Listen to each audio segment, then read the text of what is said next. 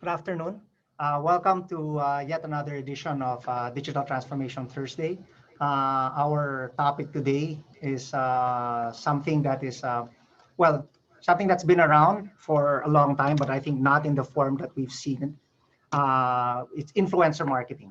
And I started the session today with a video of the Creators and Influencers Council of the Philippines, this new organization that myself and our guests today are involved in co-founding.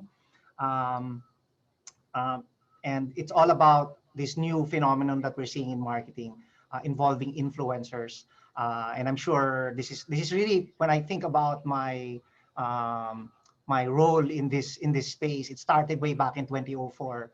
I had just gotten back from doing my master's, and there was an event that we organized in UP called iBlog, and it was intended to bring bloggers together. It was a blogging summit, one of the first of its kind, and we ran it for 15 years, from 2014 to 2019. And I can tell you that a lot of the big names that have come from blogging and vlogging and now influencer marketing, people like Carlo Ople and Anton Diaz, all went to UP, and some of them started there, learned about blogging and influencing, and I saw the industry really grow and mature from people who were just doing things in their spare time to people really making a difference and actually making some serious money in this space. And the space has matured a lot. One of the things that makes me very excited about this space is that, as I told my guests in an earlier discussion that we had, I Googled, just for the hell of it, I Googled a list of people who made a lot of money during the Great Depression. Because I do feel that where we are post-pandemic, we may be heading towards an economic crisis. And it turns out that a lot of people who made a lot of money during the Great Depression in the U.S. were people involved in media. And the media of that time was movies. The media of this age is now the internet, the media that we're seeing now, and it changes. And we've seen that from beginning, starting with starting with blogging, and then video blogging, and then now influencing. There's Instagram influencers and people who started. There were some people. There was a very famous blogger at the time that we had iBlog the first time, who's no longer active in the space. So one of the things that have to happen is that influencers need to adjust, right, to the technological change and in the media itself as it changes. And so I'm very excited to have my guests today. They are my fellow directors at the CICP Board of Directors. I'll introduce them. So they are Ms. Ace Gapus, Jim Guzman, and Adel De Jesus.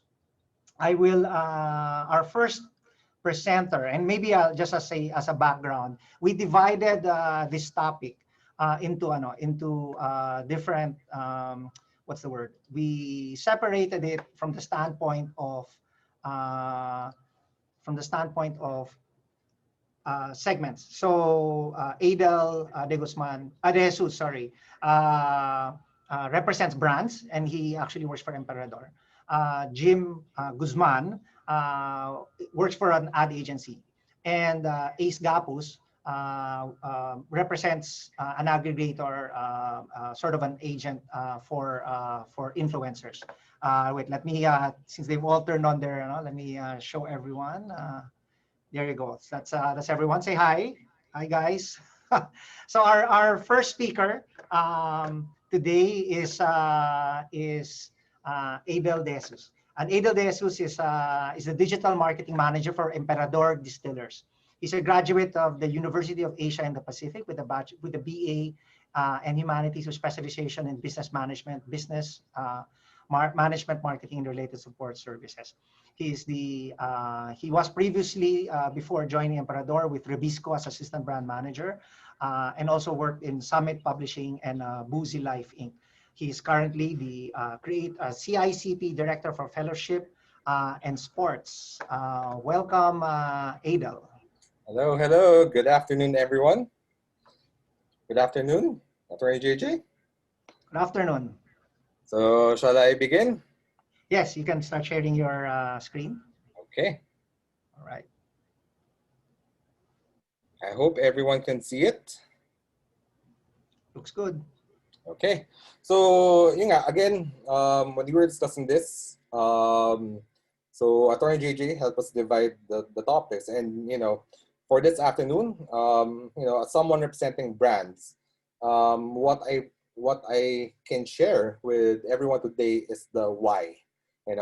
Why do brands even tap influencers in the first place? Because I think, for me, I wanted to start this because I think this whole ecosystem actually starts with the brand, because at the end of the day, we're the ones tapping the influencers and all that.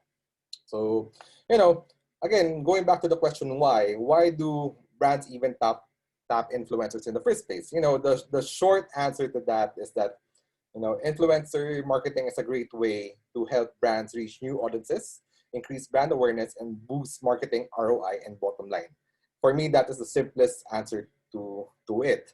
But again, to give everyone a better context, allow me to share some of the reasons why we at Emperador do influencer marketing.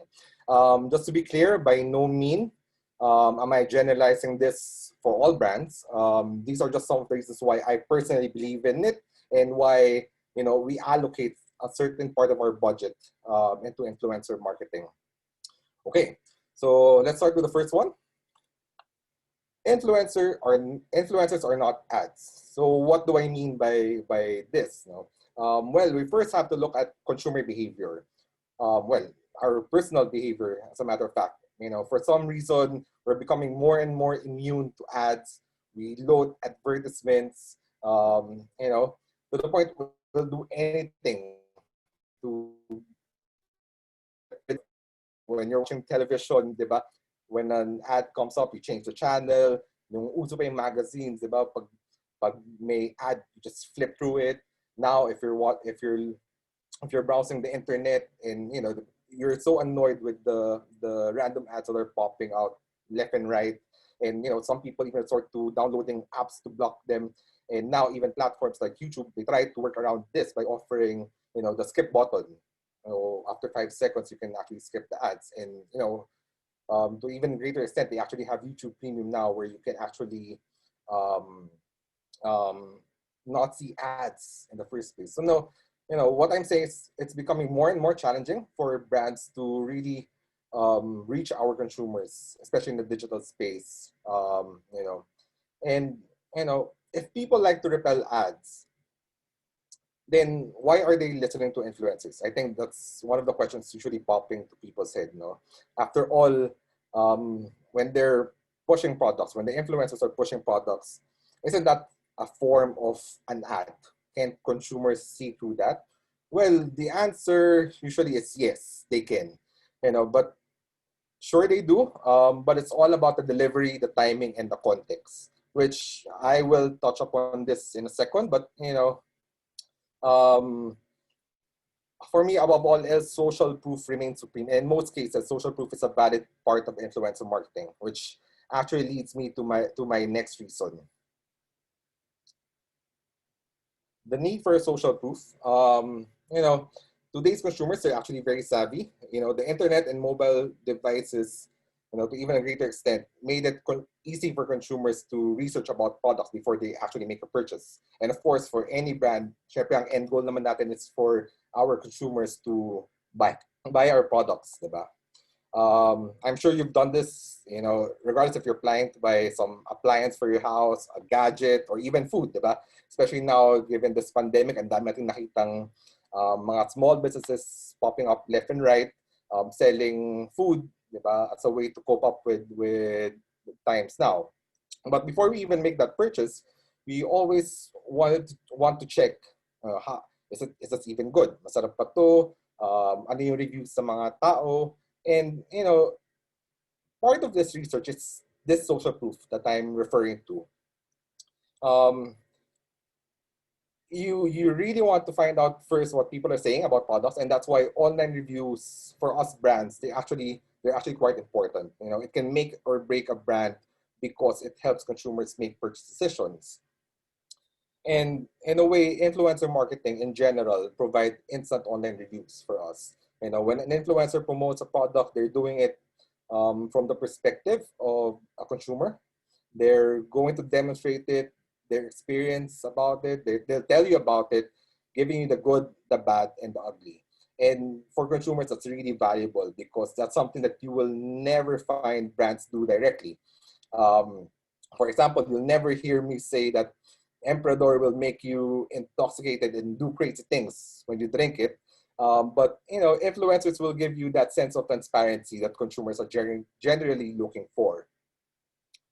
Having said that, this helps consumers trust recommendations from people that they know, influencers included, that brands in general cannot do. Therefore, nothing is more effective than social proof to help convert shoppers into buyers. Okay. So moving on to my next point, again, um, the right influencers know how to create amazing content. Earlier, I mentioned about the importance of delivery, timing, and context. It's crucial for influencer marketing. Actually, in marketing, we have the saying na content is king, but context is queen. As cliche as it may sound, for us, that's exactly what influencer marketing can do for us brands. Um, Influencers understand how to gauge their audiences. I think that's a given, and they create content that will resonate with their followers. Influencers share content that's revealing, inspiring, and authentic, which is how consumers connect with them in the first place. Also, as an added benefit, consumers are not fed with content from influencers. There are no intrusive pop-ups that invade your screen each time an influencer on Instagram publishes a post. Instead, the consumers chooses to check their feeds, diba? To see what they're doing, what they're using, what they're eating, or whatever else they embark in their daily lives. Ultimately, the most successful influencer marketing are the ones who can create relatable stories. It's a key to getting consumers to care about your products, which again, it's very, very important for us brands. And lastly, um, which for me is one of the biggest consideration for brands. It's cost effectivity. Of course, with brands, we're always careful with how we spend our marketing budget with our money. And influencer marketing, if done right, can actually be more cost effective for brands. I mean, simply comparing it with to try media alone, you can enumerate several reasons why it can be more cost effective. Not all brands have the budget to spend millions on TV to meet their marketing objectives. And even if they do, you're limited to what, 30 seconds, 15 seconds, and trust me, you'll need more time to convince people to buy your product. And that's one of the things that we don't have to worry about influencer marketing, because for us, the time consumers spend with influencers or content creators, it's actually infinite because they choose to be present in that. Um, and in terms of behavior, more often than not, when people see something on TV, they'll probably get their phones and do research about it. And again, babalik ako dun sa social proof, where influencers again plays a huge role. Um, in terms of marketing objective, influencers can give both reach and engagement that would typically cost millions to achieve on our own. And I think lastly, using the help of multiple influencers can help brands get better content at a quicker pace. Especially in this time, digital, ang labanan talaga namin dito is really relevance. And, one of the best ways to do is really releasing content that, as much content as we can feed to our consumers. And, if we have the best influencers as your partners to do this, and you let them do, um, what they're great at doing, they'll help you build a catalog of really great content that you can use for your brands. So yun, that's basically it for me. These are not all of the reasons, but for me, these are the top of mind reasons why um, we as brands actually really engage with influencers and do influencer marketing. All right, thank you, Adel. So we'll get back to you later. Our next speaker is our the founding president of the CICT, Mr. Jim Guzman. He's the network head of social and general manager of Vigility at Dentsu Aegis Network. He's a graduate of the University of Asia and the Pacific with a BA in Humanities, major in integrated marketing communications. He was previously with McCann as head of social media and strategy and digital account director. Um, he has also won the 15th Mansmith Young Masters Award and campaign Asia 40 under 40. I'd like to introduce you to Mr. Jim Guzman. So handing over to Jim. Thank you, Attorney JJ. I Right. always say as a disclaimer, the 40 under 40 doesn't mean I'm 40. So 40 You're people under 40. under 40 years old. So I'm 30 something. Okay, there you go. Let me just flip through my screen. Okay. All right.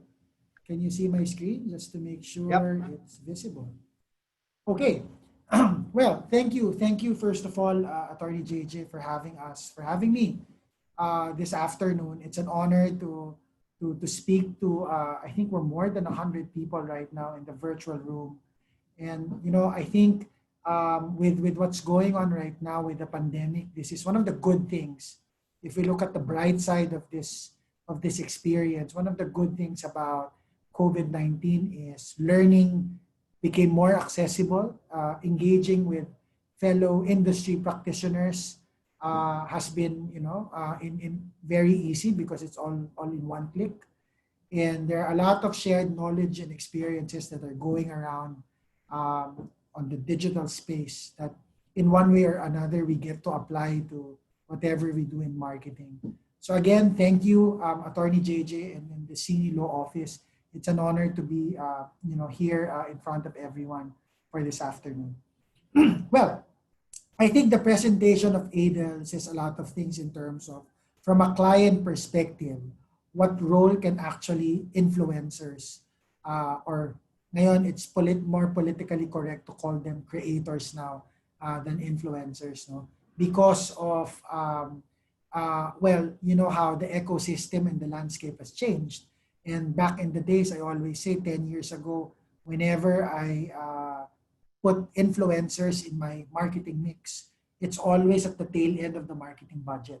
If you just need to tweet someone about it, if you just need a blog written about your product, about your campaign, then set aside probably like a few thousands in your marketing budget to have that in your mix. But it's definitely a low priority and not as important as perhaps TV or radio or print, which are more traditional. But, allow me in the next 10, 15 minutes to talk about the real power of influence, right? Influence marketing, even in the last 2 years, has always been part of, the key social media trends that are really setting the stage right now when it comes to this discipline. And agree or disagree, these are the 5 things that I observed, which are really, kind of like defining how social media is behaving or evolving the past few years. Again, agree or disagree, right now, there's no such thing as an own space. Because right now, even if you have a Facebook fan page of 2 million, 5 million, in order for you to really reach a wide audience, you have to pay for play. So unfortunately, right now, everything has a peso value. Kaya the word boosting has been, what do you call this, like a popular buzzword in digital because, even if you have the best artist or curator for your content, organic is below 1%. And lucky if you go more than 1%, but if you really want a lot of people to see it, to engage with it, you have to put money behind it, right? So that's one trend. Another is dark social. In our world, we refer to dark social as your Viber, your WhatsApp, to the much younger audience, your Telegrams, to those in Thailand, their lines, right? People are saying that currently 84% of content sharing happen on dark social. So we forward content on our Vibers and our WhatsApp more than more than on our Facebook page on or our Twitter account. So it's now the age of dark social. Video is everywhere. So remember back in the days when Facebook became popular, just post a photo of a cute cat and it will get all the likes and engagements you want. Like it can be shared by thousands or get 1,000 likes or more. But now the minimum requirement is a video. If you really want something that is engaging, something that people will really consume or interact with, right? Um, and right now, whether we like it or not, I think social media has already hit the social peak or the peak of social media. Gone were the days when people say, if you want to talk to a wider audience, you use social media because right now, even our parents and grandparents are online. My mom alone, before this COVID happened, whenever she travels, and I'm so amazed because she would really post every milestone of a travel that she's into. Like, and she even knows how to check in. Remember those the one that you see on Facebook, traveling to Hong Kong from Ninoy Aquino International Airport. Well, these days you don't see it anymore because no one is traveling. But everyone is on social. In fact, the 50 and above, the number of Facebook users, the number of social media users of the 50 and above are rising exponentially. So that's something that we're also looking into. And finally, because we are talking about influencers in this session, everyone's now becoming an influencer, especially during the COVID-19 season. No? Like since March, a lot of YouTube channels were created. A lot of people have all of a sudden became content creators on TikTok, right?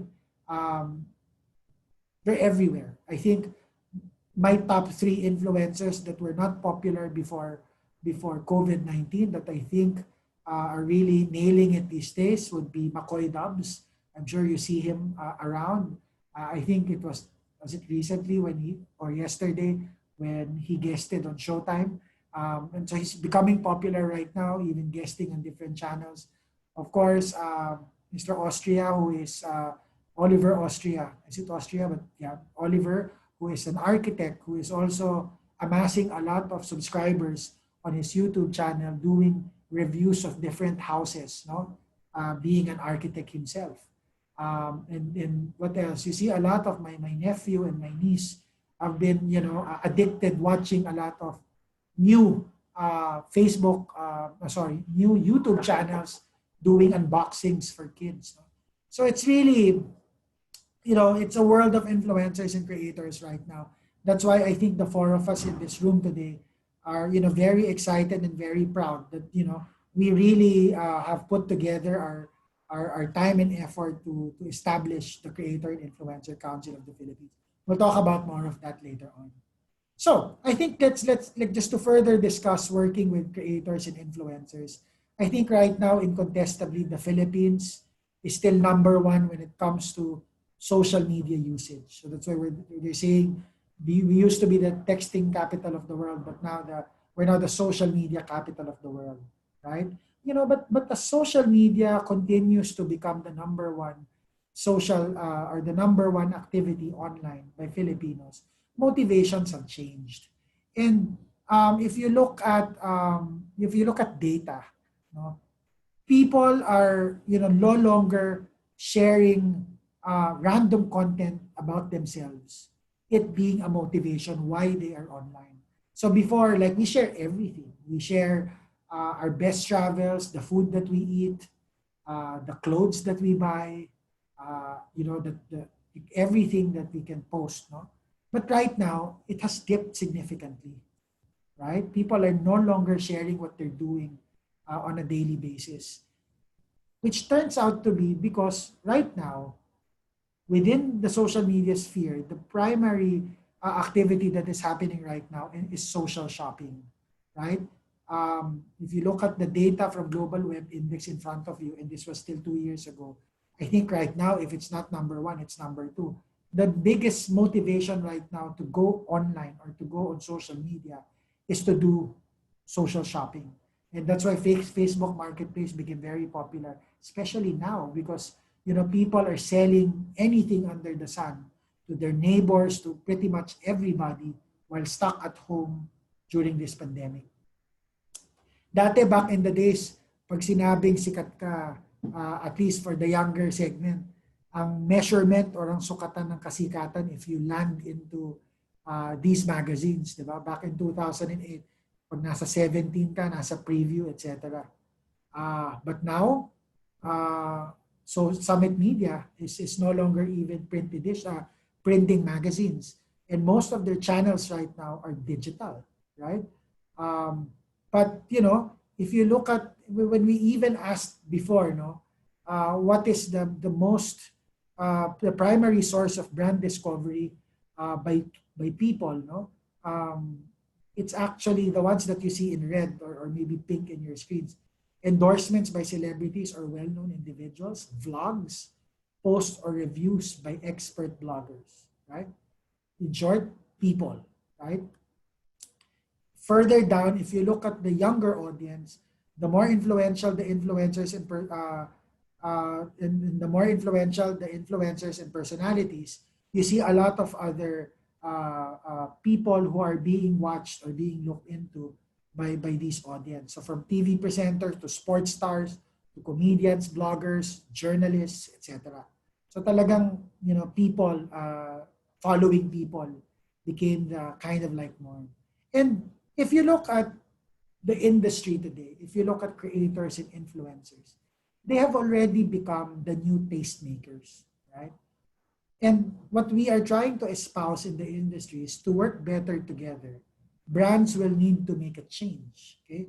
Gone were the days when, as Adel was sharing earlier, gone were the days when you get an influencer and sabihin mo lang sa kanya, post mo to sa Instagram or post mo to sa Facebook, right? And then you do the transaction. Right now, people are demanding for a better collaboration between brands and influencers. In fact, they don't even call it out if Alex Gonzaga, for example, posts a vlog about a collaboration, content collaboration with one of the products that she endorses. People have accepted that kind of dynamics, no? Na talagang gano'n na ngayon na may mga tao na binabayaran to talk about their product or to talk about a campaign. And that's okay now, diba? However, I think, well, to brands who have not been doing this shift, a lot of brands are actually doing this already.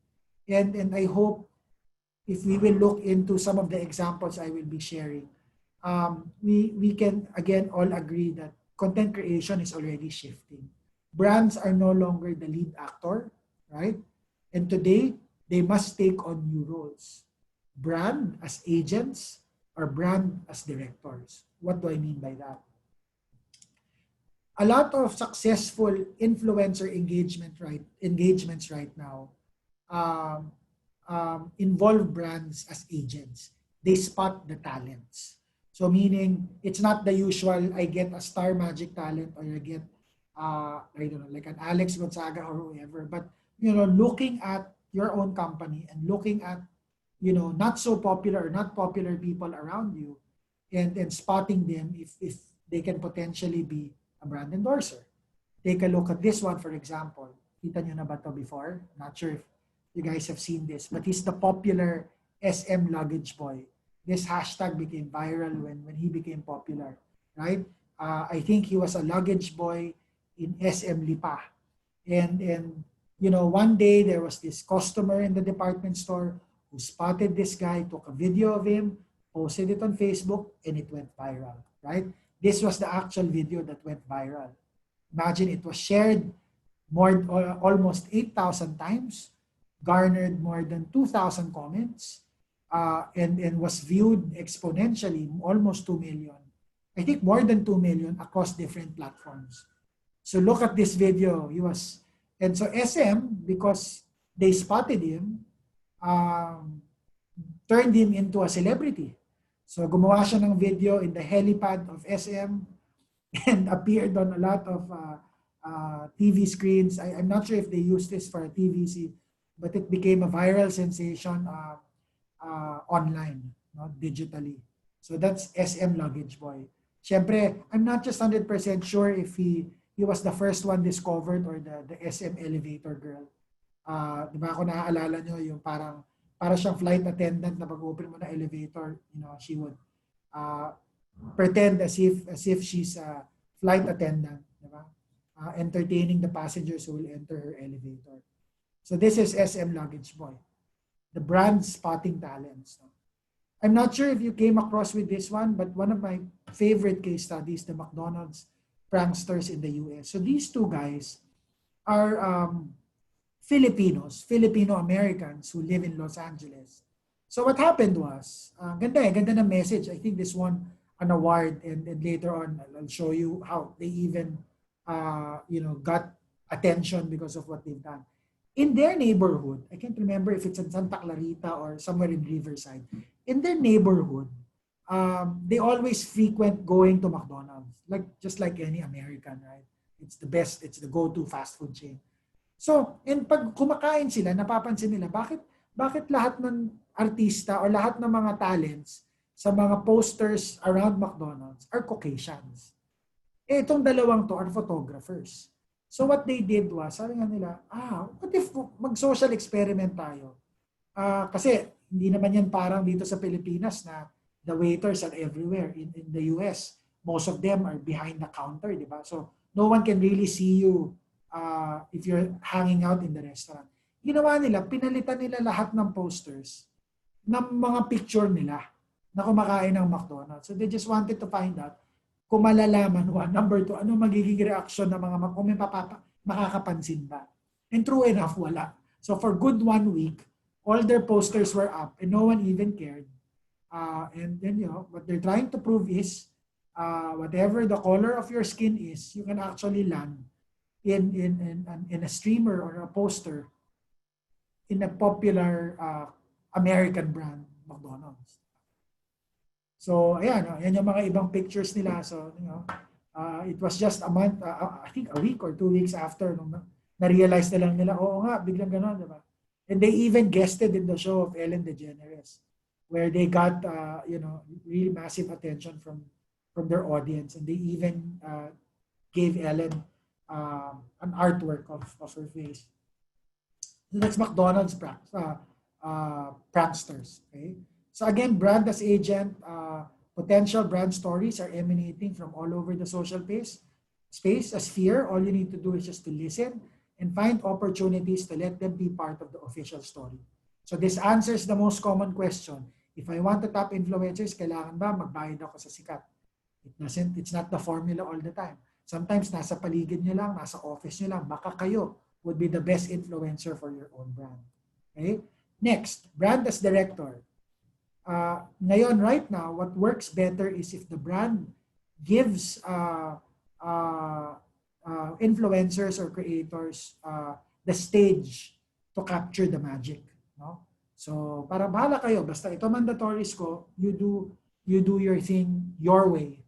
And kaya that's why yung output mas nagiging authentic and relevant to the public. So, of course, without, talking more about this, Chris Aquino, even until now, would still be a best example of you let her do her own way, do it in her own kitchen, just give the product, tell her what about most of the time naman, Chris uses products that she really wants. And whether we like it or not, talaga pong gumagana pag si Chris Aquino. Talagang proven na yan by statistics na may power of Chris Aquino pa rin pag siya ang nag-endorse. So that's one example. And even when Sari Roti, which is an emerging brand for bread, engaged her for their Kitchen Love campaign, talagang a lot of netizens expressed their interest in trying the bread because Chris Aquino was very convincing on her video. So all Sari Roti did was, Chris, do whatever you want, do it in your kitchen, we'll give you the product, we'll give you, will allow you to do how best do you want to talk about Sari Roti. And it worked. Alex Gonzaga is also popular for doing a lot of gigs. If you look at her vlog endorsements, talagang even if sumisigaw yung brand, people still watch it.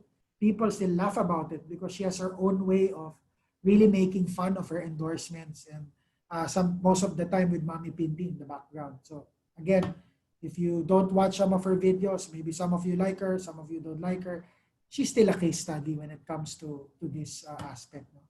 Maine Mendoza, ito very impressive how MAC tapped Maine Mendoza to promote a lipstick brand or a shade of their certain shade of lipstick na hindi talaga mabili-bili sa MAC. So because of one post and because of driving people or driving traffic to the mall to buy these products, the least popular brand became the most popular and naubos yung stock in an hour or even more. So talagang, again, effective use of influencers. Okay? It only took a minute for Maine Mendoza's MAC lipstick to run out online. Sorry, hindi pala in-store. This is online. So because of her endorsement, diba, easily na-wipe out online yung MAC lipstick. Again, brand as director, letting the influencer take the center stage. The role of the brand should still come through. And brand channel published versus influencer channel published. How do you draw the line or balance it? So again, brand as agent, brand as director. I'm almost done. Attorney JJ, I think I'm enjoying too much. Well, It's okay. brands, I think down to the summary of what I wanted to impart to who are people who are watching right now. Brands need to leave some of their top-down structures behind. I think right now, the one who's winning it in this space are those that are not really governed by a lot of playbooks, structures, and parameters. Right? And whether they like it or not, if they really want to be able to infiltrate the world of creators and influencers, they have to embrace the network that is already co-creating with them, right? And even in Dentsu, if I may cross about it, even the science of how we select is really, trying to understand like reach, engagement, and share of voice. That balance that would really take you to the right mix for your influencers. I know you guys are familiar with this, how we categorize influencers, no? Micro, macro, celebrities. Others would define micro as the 10,000 and below. Others would say it's the 50,000 and below. Macro are those either 10,000 and above or 100,000 and above, depending on, because different, have different definitions of it. Celebrities, yung mga talagang in the millions. But in Dentsu, in our agency, medyo creative kami in terms of identifying the right influencers. No? Lalo na pag very malalim yung requirement ng kliyente to really think through the right mix that we need for the campaign. So is it Bs? Yung mga low reach or high affinity? So meaning probably nasa below 10,000 yung followers, pero pag naman talaga nag-post, everyone would engage with the post, diba? Is it the whales? Yun yung mga high reach pero low affinity. So mostly yan mga celebrities na pag nag-post, makikita ng millions of people but not really a lot of people would engage. No? Or stars. Siyempre yun yung pinaka-ideal. And most of the time, pinakamahal. Kasi mataas yung reach, tapos pag talagang nag-post, the millions of followers that this person has would really engage. Siyempre, no one wants to engage the rocks, the low reach and low affinity. That's top one of your marketing spend. I won't play this example, but you take a look on YouTube, this case study. It's called Nothing Beats a Londoner. So it's by Nike. But for me, it's a best example of the last, I'll move it, which is the last point, which is brand as co-star. Okay? Finding the right influencer mix, don't just focus on content. Platform selection through engagement plan is just as important. And try to look at hyper-local or niche influencers that can really make a huge difference. In CICP, we take pride in really activating influencers and creators who are popular in Vismin. Like if I tell you right now the following names, unless of course you live in the Visayas or Mindanao, normally kasi pag kailangan mo influencers, on top of mind mo would be the ones in Metro Manila. Like if I ask you guys to name top 5 creators, influencers, Will Dasovich, Erwan Yusaf, like Mikey Bustos, I mean, those would top your list. But there are a lot of up-and-coming, not just up-and-coming, but who are nailing it in Visayas and Mindanao, like Alem Garcia, David Wildex, sino ba yung sila Davao Conyo, di ba? So I'm sure the three names that I mentioned, only a few know, but these are some of the ones that are also making names in the influencer stage. So thank you. I hope in that I think I went beyond 15 minutes, but you kind of like learned how you need to kind of optimize the way you work or change your lens the way you work with influencers because it has evolved already. And if you get to learn how they create content, how they behave, then there's much more opportunities in terms of collaborating for your brands. No, so there. Thank you, Attorney JJ. All right. Thank you. Thank you, Jim. So for our next speaker, so if you notice the flow, hold on. Oh, spotlight. Sorry. There you go. What did I do? Okay. There you go. So our next speaker is going to be Ace Gapus. And the flow that we did here was we started with the brand, which is the demand side, right? For influencers, and then agencies, which is that's Jim in the middle, and then we have Ace now, who will talk about from the supply side. She's the Chief Executive Officer of Blogapalooza. She's a graduate of Ateneo de Manila University with a BS in Management. And she's also holds an associate's degree in international business from the University of Technology, Sydney. She has an MBA from the University of the Philippines. Wow, I didn't know Ace had so many degrees. Okay, she's like my little joke there. She's like a thermometer. She has so many degrees. Anyway, she was the organizational development specialist at Boardwalk Business Ventures, and was previously a PR manager at Grab. She currently is an instructor at Meridian International College and is a director of Shoppertainment Live. She's the founding vice president of the Creative and Influencer Council of the Philippines. Please welcome Ace Gapus. Welcome, Ace. Well, I am on mute. Am I clear now? Okay. Yeah, clear, loud and clear. Right. Hello, everybody. Good afternoon. I don't know our age range here, but I just have to assume that we are all young. So I'll talk about things on the perspective of someone who has been there, not probably as long as how Attorney JJ has been, but I've been here long enough to let you know that I know what I'm saying. I started as a blogger in 2001, which means I got to the early iBlog editions very early. And so probably, Attorney JJ and I, we have the same circle of content creator friends, yung mga matatanda na in the industry. Anyway, okay. So a little something about me, I started very early in this industry and I've seen how it evolved through the years. I've seen how it all started with your MIRC and now it's all, it's all the modern way of connecting. But over the years, one thing that I've observed is what kept the industry alive is the community, really. And because of that, and I will talk about it later on in this presentation. I'll try to keep it to a minimum, promise. But moving forward to the latter part of the presentation, I will talk about how the community is an essential aspect, of course, of the entire industry. Now, before that, let me make a bold claim for you. Jim has talked about this in greater detail kanina. But traditional advertising is dying right now because it's very slow and expensive. This world of marketing and advertising has changed dramatically in the recent years. And not long ago, we would see the domination of the ads in TV, in radio, in billboards, in print.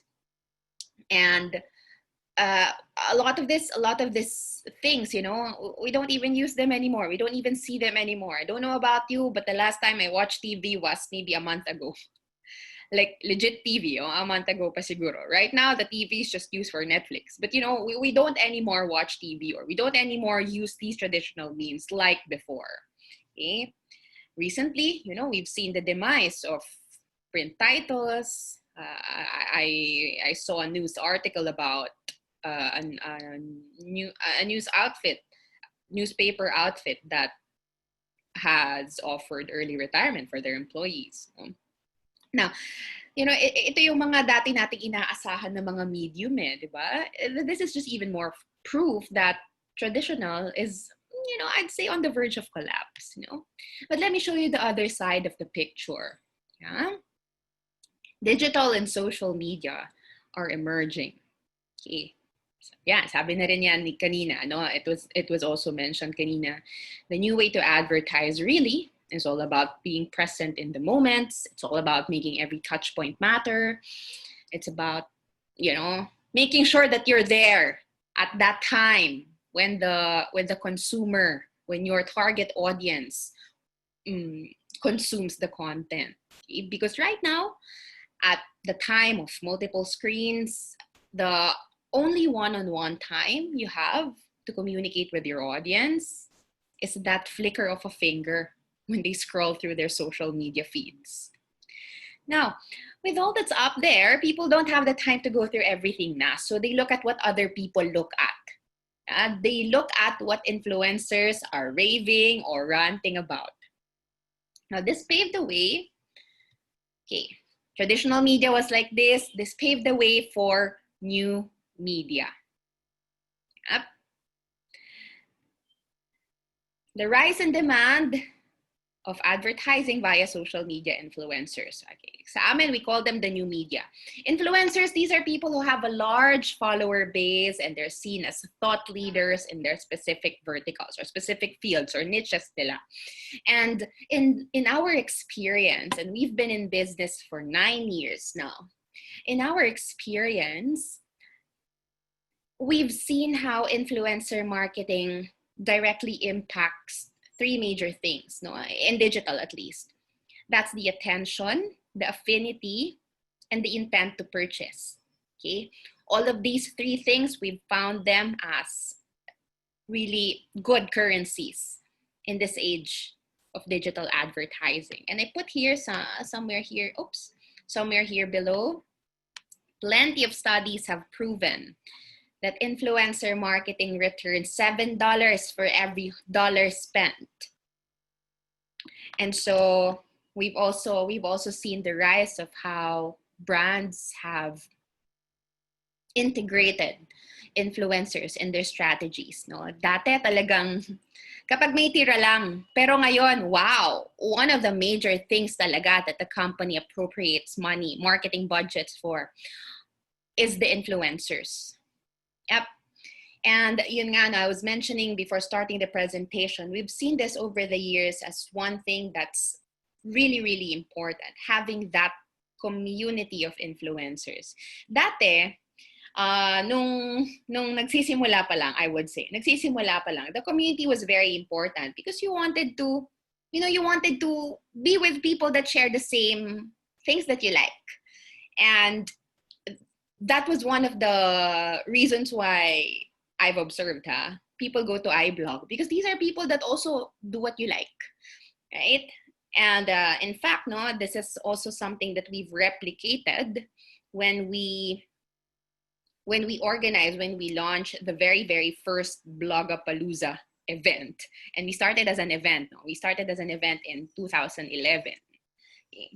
That was the same mindset that we had, that people, creators, will come together because they share a specific passion, or they really just want to be with people that they share the same things with.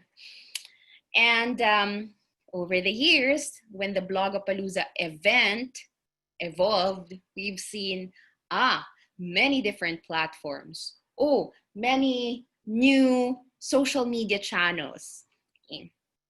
Now that we've established how important it is to engage social media influencers, and that has been done by Adel and Jim, that they've established that it's really a need for brands or the agencies, it's a part of their client suggestions. The question is, where do we find them?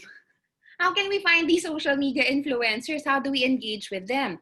And maybe for many of you, you've observed, these Facebook groups that, oh, I'm looking for influencers, or, who would search for people very, very manually. This is the reason why the community is very important, because the influencer marketing landscape here in the Philippines is very, very fragmented. You'll know this when you're in the space, okay? The community is very important. That's why for us in Blogger, we come as two things. First, we come as an influencer community. We come as an influencer aggregator. And right now, we have around 8,000 influencers, content creators in our community. This is buong Pilipinas. Yeah?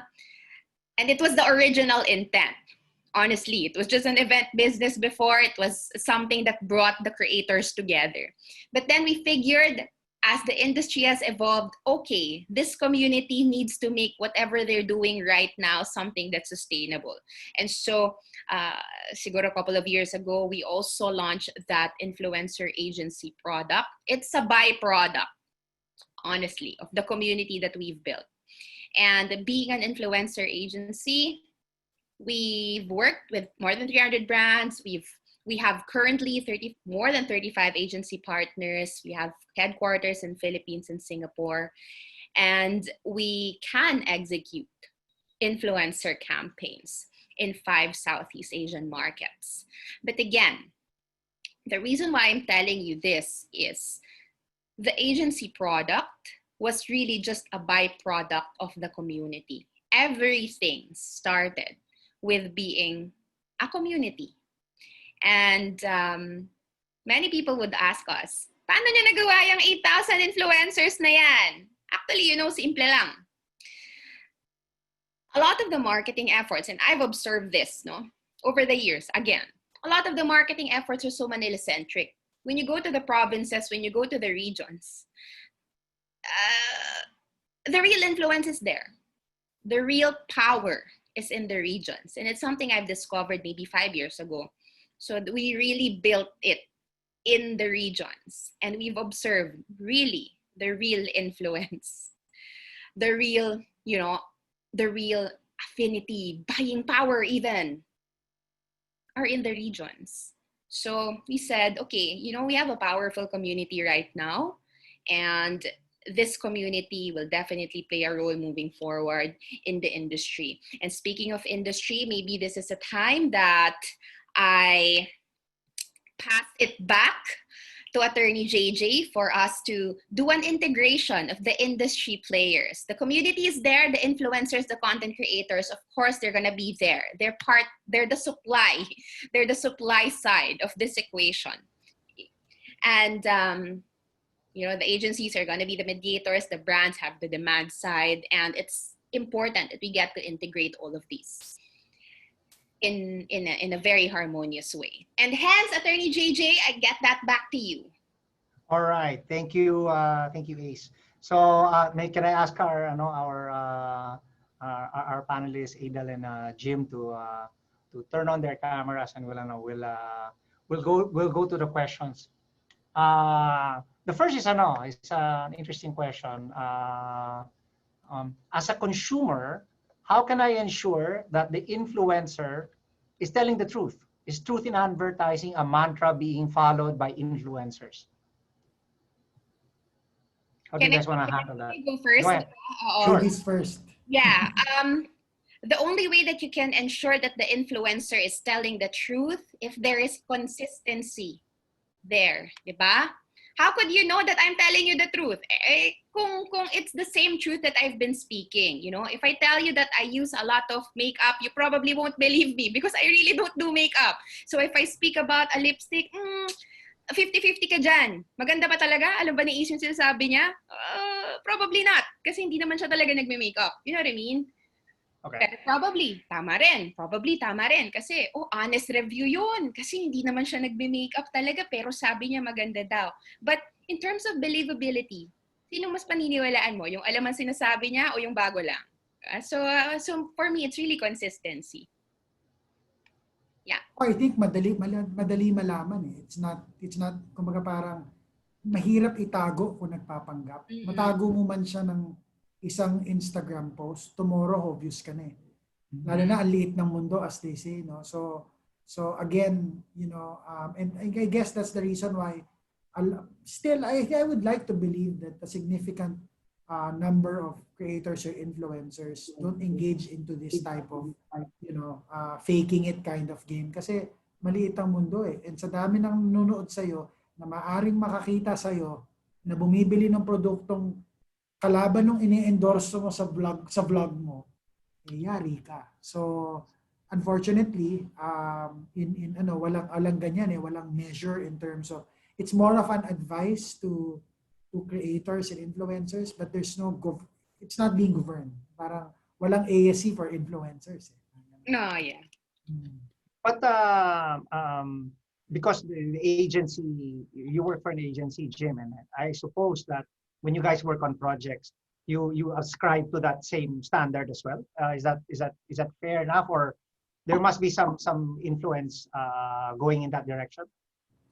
Hindi, ano din eh. Right now, for example, if we, from a scientific, not naman scientific, but say for example, in the approach that I shared earlier, if we enumerate influencers we want to engage, you don't even have to do your research kung pasok, hindi pasok, kung authentic, hindi authentic. Kasi even the people involved in the creative process within the agency would know already eh.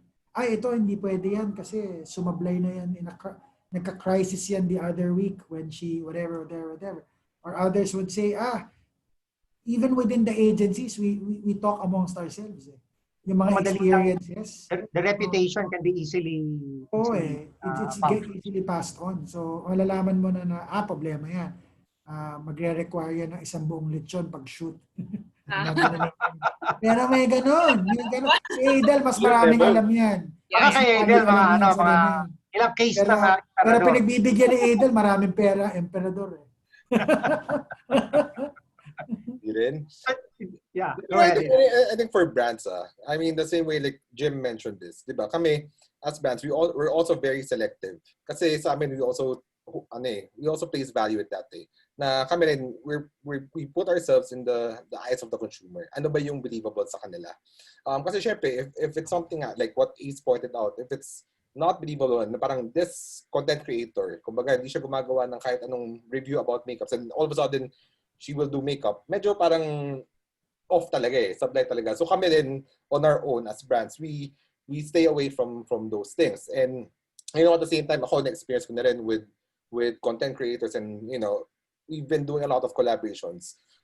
There are some content creators who are actually now even more selective when it comes to the projects that they take on. And there's nothing wrong with that. Actually, I remember I had a project with someone, I'll name him, I won't name him na. It's a him. Pero lalaki kasi him. Lalaki. I had directions. I mean, as a brand, I had directions. And you know what? He actually told me na, sorry, Adel, I can't do that. It's so not me. And for me as a brand, I respect that. I respect that. Kasi kahit paano, again, the way this whole ecosystem works, it's a relationship between brand and creators. And I really respect that. And in terms of having that sort of ethics, I think a lot of our partners or content creators have that. Right.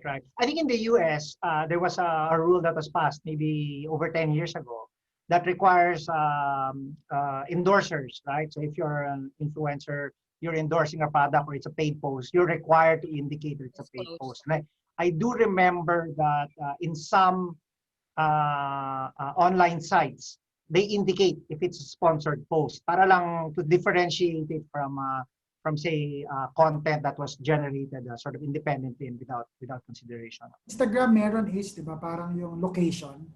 Yeah. Parang sa area na yon, you can declare if it's a sponsored post.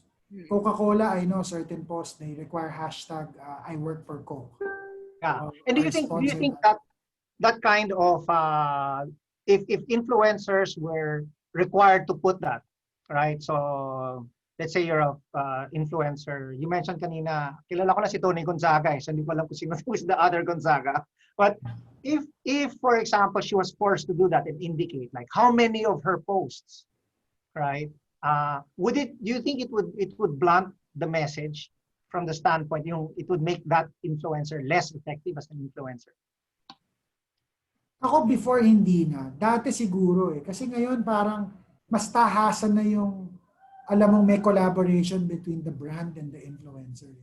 Kumbaga parang ano na eh, you're very open about it already. And even the audience has already accepted the fact that brands and influencers, creators collaborate.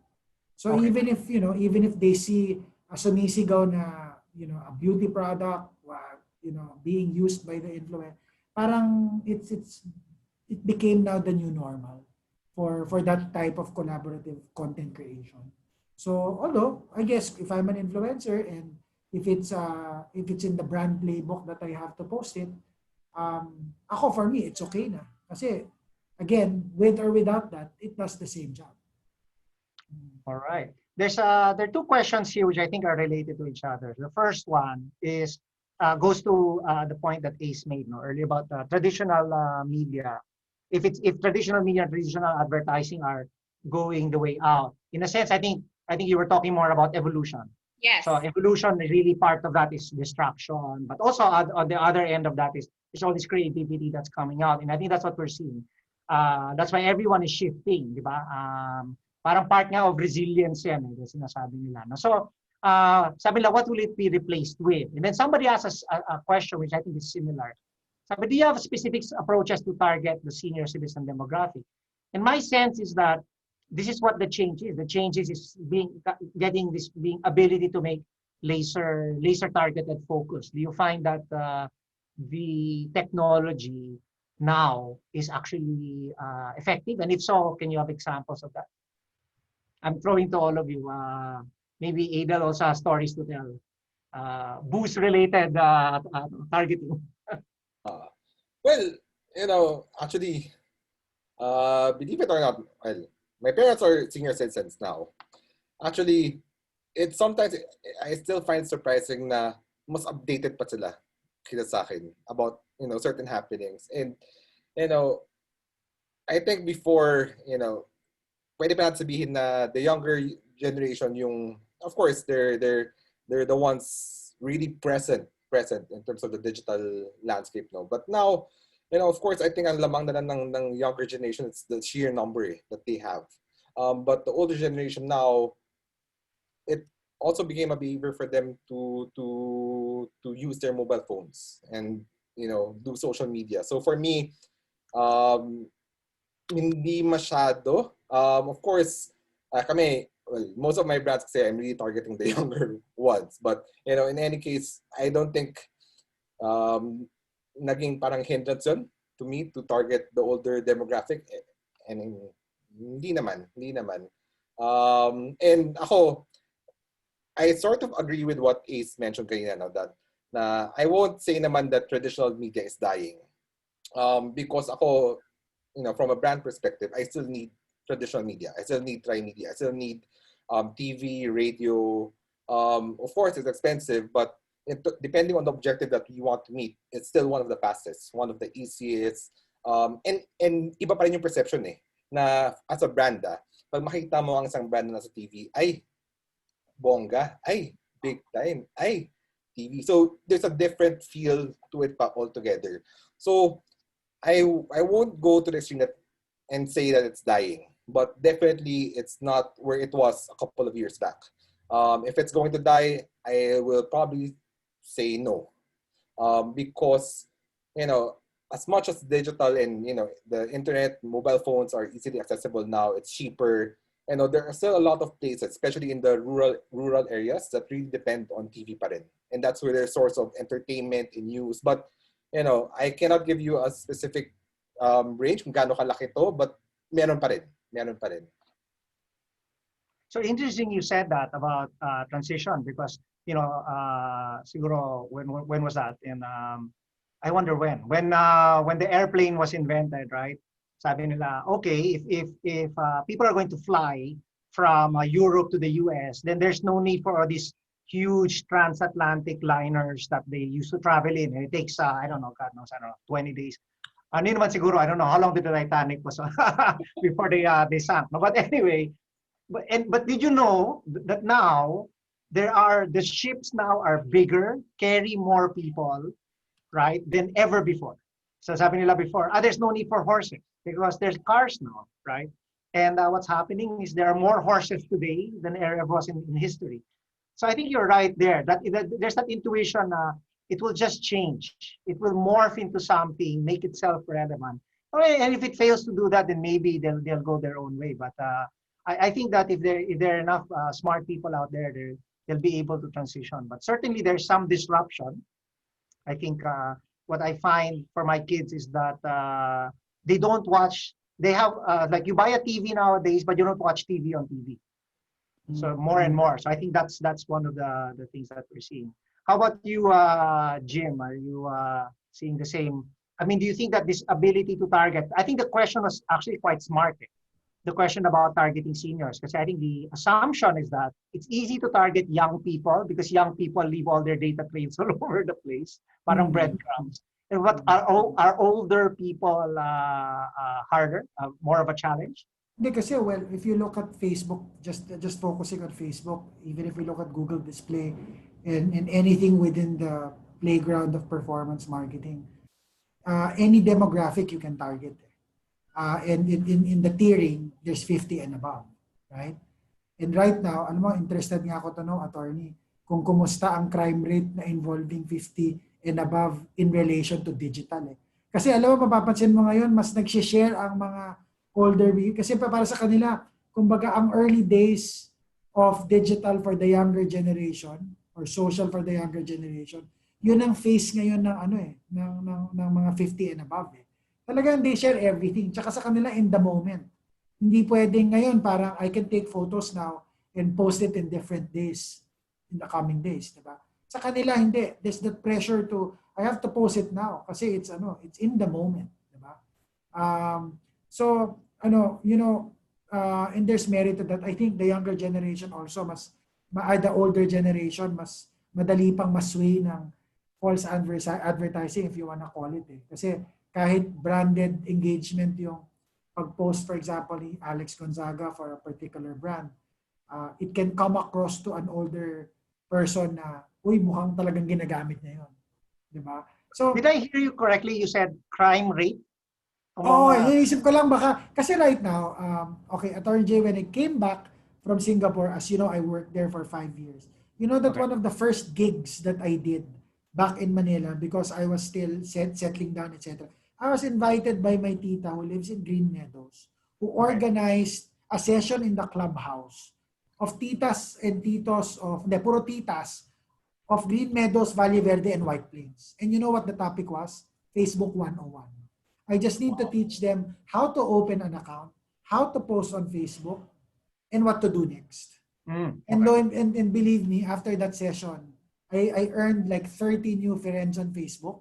And my newsfeed are full of titas posting their photos in every corner of their mansion in Green Meadows and in Valle Verde. So I'm assuming that if it's not the helper, probably the relative was taking it. So there were even times that I had to give advice and go, tita, you might want to tone down posting kasi baka mamaya you're giving information to a potential robber to get into your house. Naisip ko baka mamaya mas nagiging mas nagiging target ngayon ng crime. But it's good you mentioned that. Actually, in the US, it's very common for people in these retirement homes to be targeted by scammers. So people call them on the phone. Attorney, yung budol, di ba? Yes, budol. Nag-post ka na traveling to Hong Kong. Di alam ngayon ang nakakita na nasa Hong Kong siya. Tawagan ko helper sa bahay, di ba? That's right. Alam ko, yung si ma'am mo napuntang Hong Kong. I mean, diba? Parang nakakatakot. So that's why my mom lang, I always warn her talagang, be selective of what you post. Tama. When you're traveling, people, they're all there. So they're not in the house. Diba? Oh, you should always you should always well, that's good advice now when everybody's traveling right now, especially, no. So I'll have to remember that 2 years from now, next time I travel. Okay. Pero There's attorney, yung a, question mo yeah, on targeting, very ano na ngayon, very yeah, sophisticated na. very Kasi sophisticated. there is even, you can target age, you can target interest, behaviors, hobbies, you can target content to a specific university lang. Kasi in Okay. the information sheet, you tell which school did you graduate from. There's such thing as what we call polygon targeting. You only target a particular building. You can in our social media capabilities, you can even do street listening. So if you only want to listen to conversations happening in Rockwell Drive, pwede yun. You can so you'll see all the social media streams, Instagram and Facebook. In a particular street.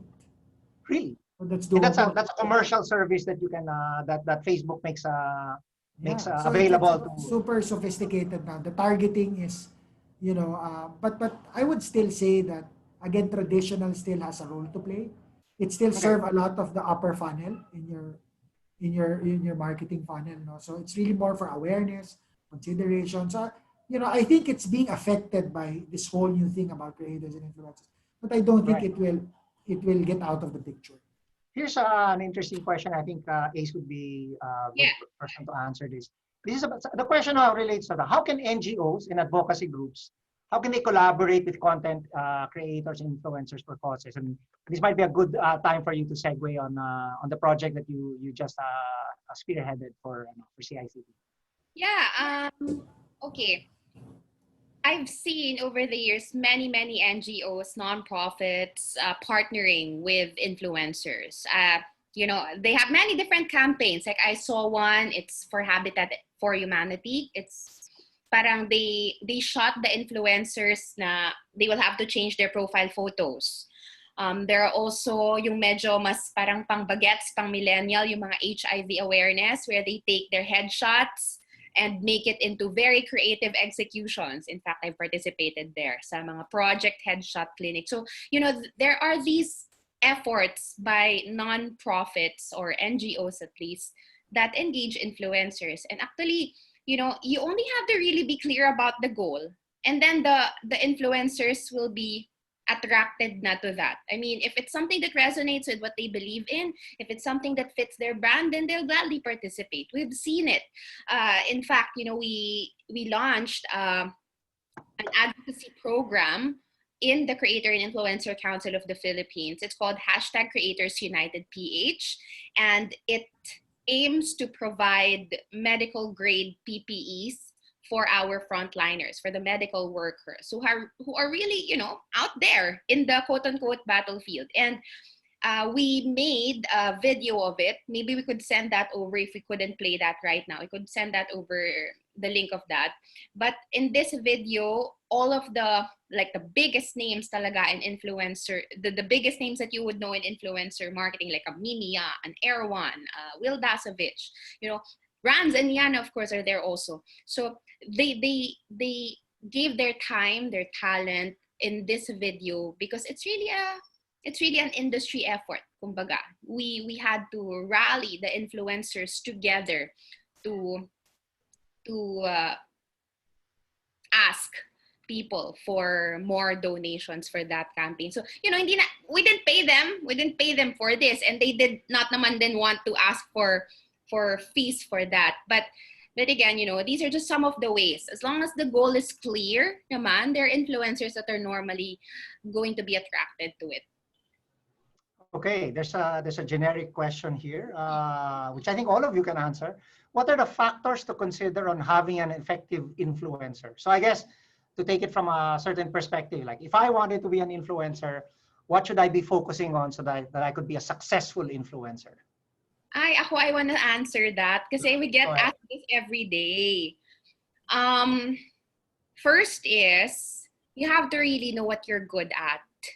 Like, that's always my number one answer. A lot of people would want to be an influencer. In fact, nung bata ako, laging ang pangarap ng mga bata, gusto kong maging artista. Pero ngayon, ang pangarap ng mga bata, gusto kong maging influencer, But But being an influencer right now, parang hindi na siya ganun kadali lang, 'di ba? Alam, mag-post ka ng mukha mo diyan, hindi na lang siya ganun kadali. You have to really know what you're good at. Are you educational? Are you empowering? Are you entertaining? 'Di ba? Hindi ka talaga masyadong brainy pero nakakatawa ka, may market 'yan. 'Di ba? So, but we always focus the discussion. What are you good at? Are you educational, entertaining, empowering? And yun, and of course, ano na yun, step 2 siguro yung parang if you wanna be an influencer, an effective quote-unquote influencer that works with brands, then may step 2 tayo dyan. You also have to learn how the brands think, how to work with the agencies. Ayan. So, but step one, how to become an effective influencer. Saan ka magaling, girl? You know? Yeah. So parang passion. Passion is a good place to start. Yes. But doesn't stop there. You have to put it out then. You have to put it out. Mm-mm. And that's what you find also, Jim and Adel. You find that people with strong passions are the ones who make for the most effective influencers. Oh yeah, definitely. It's actually one of the criteria that we look for whenever we tap or collaborate with influencers. Well, for me, brand perspective, I don't think there's one specific measure, to really measure effectivity. I guess it really depends on your current business objective, your marketing objective. Of course, may mga, again, for example, if you really want to do engagement, usually we have this 5%, 3% rule na yung mga micro-influencer, ang engagement rate yan dapat nasa mga 5% to call it like good.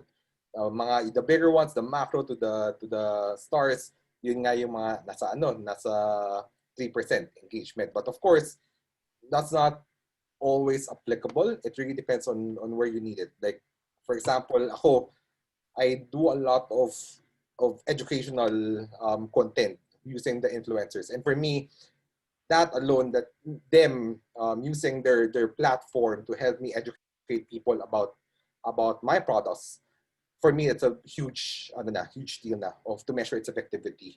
Na as long as they can get my message across to the right people, then for me, that's all I'm looking for. Attorney J, I think one of the easiest things to do, to become an influencer is to create your page, your account. That's the easiest thing to do. But not a lot of influencer wannabes realize that the hardest part is how to sustain it. And I think I always encourage those who want to start doing it, to do it. Kasi sometimes the more you overthink, the more you plan it, the more you think about it, wala na eh. For all you know it, baka wala ng YouTube, wala ng Facebook. Pero yung sabihin, a lot of people those have made it, have just one day decided to be in front of the camera and put their content out there. Diba? So syempre, of course, I'm making it sound easy, but that takes a lot of responsibility also in terms of really thinking through parang what kind of content do you want to put out there? Will you be able to sustain that? How do you want to make yourself stand out or be different to others? Lalo na ngayon, unfortunately. Kasi back in the day, si Mikey Bustos, walang kalaban. Una siya eh. Diba? Nung mga panahon ni Petra Mahalimuyak, yan yung mga first aces. Yung mga sila Ramon Bautista, yan yung mga talagang OGs na nagsimula niyan eh. Walang kalaban. Diba? Kahit 2 minutes, 3 minutes, walang best practice. Pero ngayon, madami. Madaming nagla-lifestyle, madaming nagta-travel. Well, wala ngayon. So kami nagta-travel ngayon, time to stand out. Kasi but take all the precautionary measures of COVID. But anyway, so I guess, good thing about digital is it's a perfect platform to test and learn. So it's interesting. Sorry, it's interesting you mentioned that. So parang I want to segue to another topic. So the question here is, isn't it better to rely on automatic targeting algorithms of social media or to specify target audiences ourselves? Ang sense ko for this question is, the question that they're asking, I think, implied to that is what you do is really influenced by the technology in which, diba? Parang the technological situation that you find yourselves in. So what was working in 2004 when all there was RSS, di ba? Syndicate mo yung ano mo, easy syndication was the thing before, whereas now where you have all these channels and you have new things coming up, right? So how do you think, what's a good way to transition? Like, I'm sure there were people who were big in YouTube, but now can transition to TikTok, for example. What advice would you give? I'm asking all of you. Mhm. Ace, go ahead. Yeah, I've learned this from Erwan. No, he said, if you're particularly good at this particular specific medium or network, social network, just stay there. You know, you don't have to be in all networks, naman. You don't have to be in TikTok if you don't TikTok.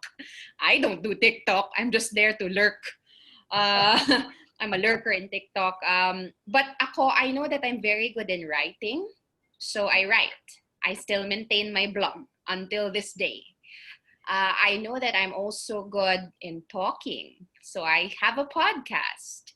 In fact, I started podcast very, very early, 2014. No one knew about podcasts then. Ang podcast lang noon is Good Times with Mo and my podcast. so wala masyadong podcast pa back then. But I know that I'm good at it. So it's what I did. But I don't do YouTube yet. I also don't do yung mga Facebook Live unless needed. I do that when I host for shows in our company. But, you know, I stick with social channels that I'm good at.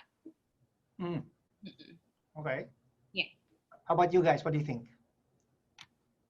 Oh, well, I agree with Ace kasi parang mahirap ipilit eh. Hindi lahat pang TikTok, hindi lahat kayang mag-edit ng video for a vlog. May iba better or best na post lang ng outfit at Instagram na niya, no?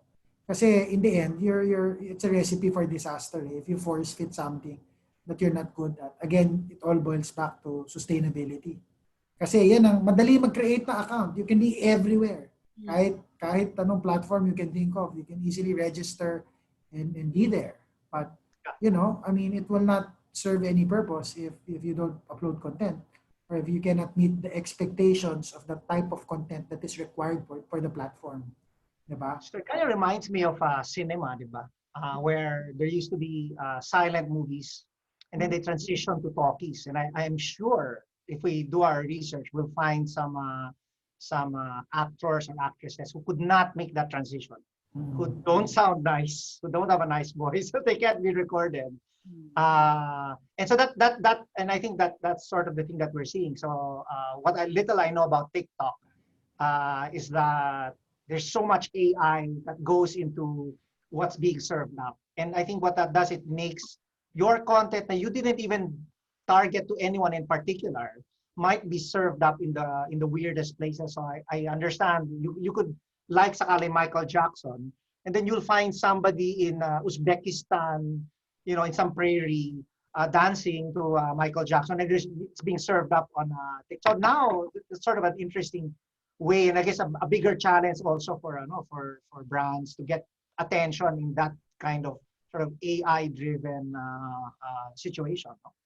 There was an article about the best shots daw of captured shots of the Lebanon blast were caught in TikTok.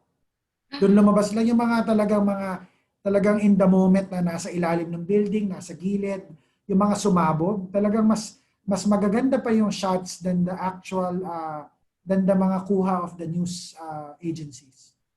Talagang iba yung ng platform na talagang mas siya. Ako before I was like, no, I'm not going to even create an account or even open my TikTok app. But parang eventually sige nga, I got curious, and until now, I still laugh whenever I see that video of that kid na instead of mag-sign of the cross, ganun siya. Yung ten. Oh my God. Iba talaga. Tawa ko ng tawa pag naaalala ko yun. Yeah, it makes you wonder about historical events, no? Wow. Like what happened to Ninoy, for example, right? Could it happen today? Kasi siguro everybody's like got their phone out, somebody's streaming it on Facebook, somebody's, diba? So I might have even caught the video of the one who's shooting him. Probably. I agree with what That's 10 happened. different angles, 50 different angles from the plane. That's right. That's right. Or the Kennedy assassination or 9/11. So there's some siguro some social media in that sense might even be creating security.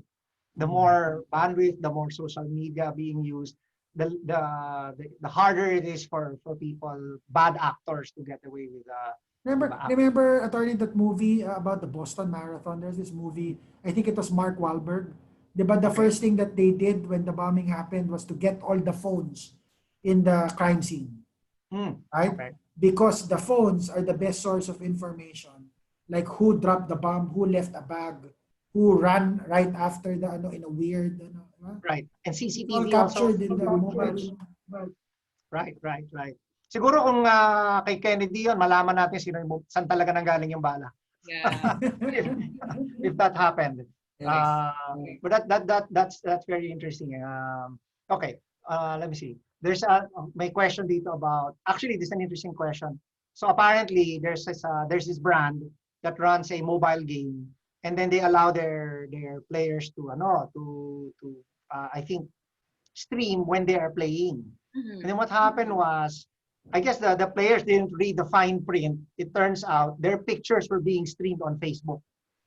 Their profile pics, So I think there's a question. I mean, I think this is more of a data privacy issue, and I guess that's one of the things that as a brand or people who are in this space, that's a fine line that you have to tread, no, between parang violating people's privacy rights and But I guess for influencers, that's basically what they give up, right? They basically give up their privacy, right? Share a part of themselves in exchange for the notoriety and the power that they have. Okay. I think we're coming up to 5:30. Can I just ask na lang some parting shots from our guests, and because sabi nila ladies first, we'll start with Ace. Just some parting shots, please. Thank you. I'll focus the message, I think, on the community pa rin. We've always been community first. We've always been a community first company. So, I still believe that the industry will grow, but that growth will only happen if we also make the community grow. Yeah. Right. Thank you. Jim? Well, I think I remember last year I was invited to attend the bottom line with Boy Abunda, the one and only. And there was this question about, is influencer marketing a business? Well, whether we like it or not, it is. Gone were the days when people post on social media just because. Meron pa rin ganon. Pero whether we like it or not, it's already an industry. There are a lot of transactions happening between people and brands, between people and name it, diba? And so it is proper that we keep the conversations going in terms of how we really make most out of this, because it can be helpful, it can be problematic later on. And I believe later on we'll be talking about CICP, which is actually what I wanted to put up now, to bring up, which is I'm very happy that even if it's already 5:30, an hour and a half after since we started, we still have strong 120 people in the room. Mm-hmm. It goes to show that this is really an interesting topic that when you cannot ignore, that you have to be knowledgeable of, that you cannot just not be part of any conversation. And then again, I think especially in the Philippines, I would think that, and I'm sure Ace and Adel will agree, we are ahead than a lot of countries on this. In fact, when we established CICP, I got a lot of inquiries from abroad. The farthest was in KSA, asking na parang, oh, how did you guys put together a council? What does the council do, etc. Again, it's because it's a global industry. And The it's KSA, big, it the is Kingdom of massive. Saudi Arabia? Yes. Oh, so talagang really interested about how we do things and what we do in the council. So ako yun lang, and I guess I'm very happy that as this conversation gets talked about in different forums, in different virtual events. It just goes to show that this is indeed an industry in the business. All right. Idel? I agree with Jim 100%. It is an industry, and as for brands, I think I'll focus my parting words for brands. If you're not yet in this space, you really might want to reconsider this. And for those who are already taking part in collaborating, I think that's the right thing to do. Really collaborate, have a good relationship with your content creators, and um, you know, we've itong CICP, we've started it this year. Pero, what it taught me, in like 9 months is really the synergy between brands, creators, and agencies. Ibang klase siya. As in the type of output that we can do all together is something else. It's really something, and that, eh, it's just, we have to value it at the end of the day. All right, thank you. I'd like to thank again one last time Ace Gapus, Jim Guzman, and Adel De Jesus for guesting today. Today's session on Digital Transformation Thursday. Influencer marketing is obviously going to disrupt media. New media is the thing that's coming up now, and influencer marketing is a big part of that. And as we try to figure out how to adjust not only to the new normal, but also to new ways of getting entertainment, getting information. I feel that this is an important industry to watch out for. I'm very proud to be a member and on the board of the Creators Influencers Council of the Philippines, and I think that there's a lot to look forward to. So thank you very much. That's it for this week's edition of Digital Transformation Thursday. We'll see you next Thursday.